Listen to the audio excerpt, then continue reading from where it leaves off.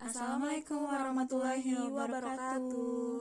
Halo semuanya, perkenalkan nama aku Elizabeth Marcella Ginting, NPM 2120100065. Aku Nadia Melia Putri, NPM 2120101059. Kami dari Prodi Administrasi Publik, FISIP Unpas. Selanjutnya, kita akan mengenal bagaimana sih model diagnostik McKenzie-Sevens ini, dan serta kita melihat bagaimana sih pengertian modelsnya gitu. Nah, dapat teman-teman lihat pada slide tersebut, model Sevens adalah suatu model manajemen yang menyatakan bahwa suatu organisasi memerlukan 7 unsur yang masing-masing diawali dengan huruf S. Untuk dapat berjalan dengan baik, ketujuh unsur tersebut adalah struktur, strategi, sistem, keterampilan, gaya, karyawan, dan nilai kebersamaan. Selanjutnya, pada slide berikutnya kita lihat bagaimana sih gambar model diagnostik ini. Nah, kita melihat pada gambar, kita dapat mengetahui bentuk modelnya adalah dirancang untuk menggambarkan saling ketergantungan variabel. Ilustrasi model ini disebut molekul manajerial. Selanjutnya, pada slide berikutnya kita masuk pada analisis diagnostik.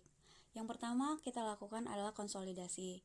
Konsolidasi antara saya dan rekan saya Nadia menghasilkan bahwa kata kunci pada model diagnostik kerangka McKenzie-Sevens ini terdapat 7 kata kunci, yaitu gaya, anggota, sistem, strategi, struktur, keterampilan, dan nilai-nilai kebersamaan.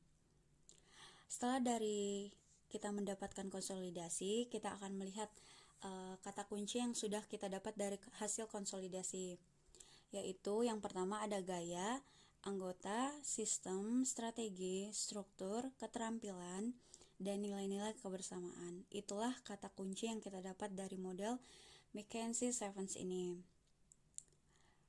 Pada slide berikutnya, kita akan mempelajari bagaimana sih penelitian atau teori-teori terdahulu membahas tentang models ini. Yang pertama, strategi. Penelitian oleh Ashok Abob dan Kunal Banerjee pada tahun 2003 yang berjudul Strategy, Feasibility and Firm Performance, The Case of US-Based Transnational Corporation berdasarkan penelitian kuantitatif dengan model kuesioner, dapat disimpulkan bahwa fleksibilitas strategi memiliki pengaruh signifikan terhadap kinerja organisasi dan perusahaan.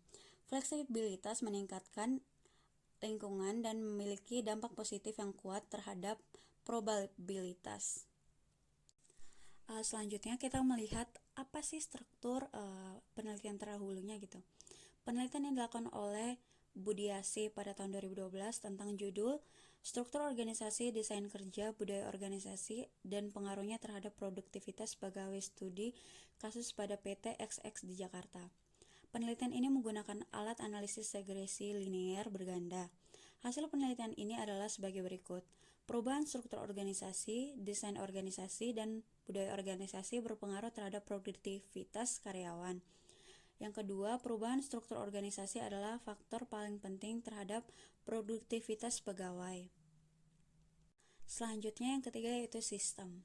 Sistem organisasi mengacu pada kerangka dan proses terstruktur yang digunakan organisasi untuk beroperasi, mengelola sumber daya, dan mencapai tujuannya.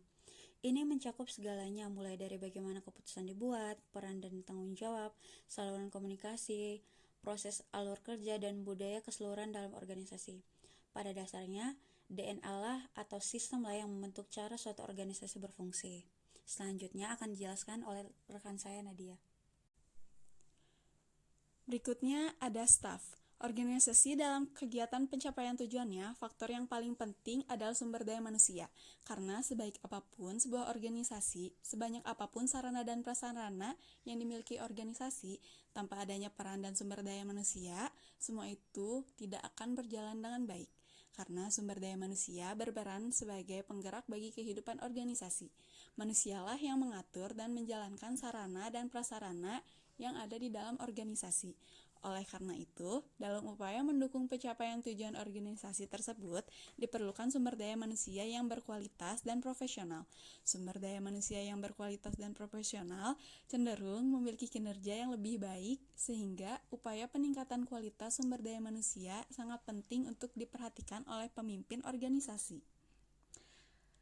Selanjutnya, Yang kelima, ada style.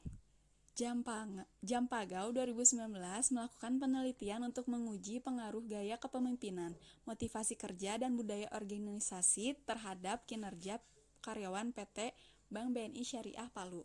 Hasil penelitian menunjukkan gaya kepemimpinan, motivasi kerja, dan budaya organisasi mempunyai pengaruh positif dan signifikan terhadap kinerja karyawan PT Bank BNI Syariah Palu. Pengaruh dari gaya kepemimpinan terhadap kinerja karyawan PT Bank BNI Syariah Palu adalah searah atau positif.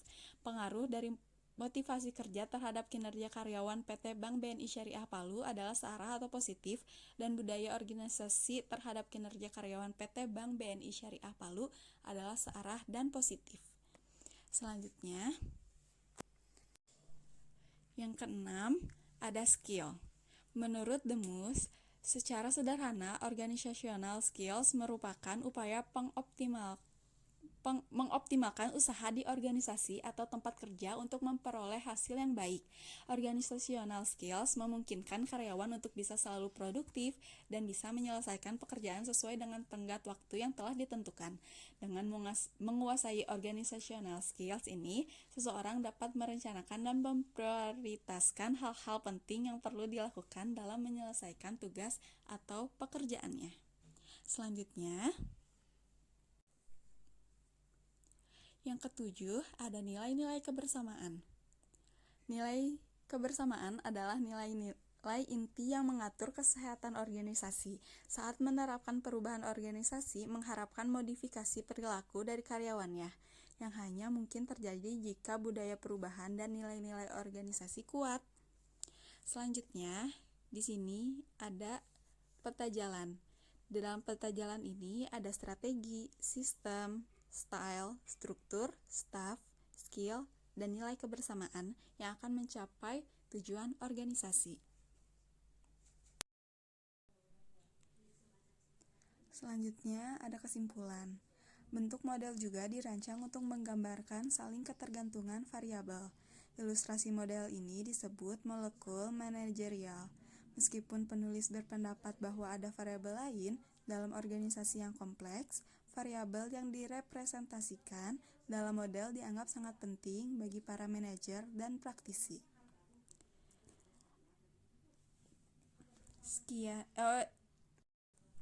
Berikut merupakan daftar pustakanya. Sekian pemaparan materi dari kelompok kami. Terima kasih. Wassalamualaikum warahmatullahi wabarakatuh.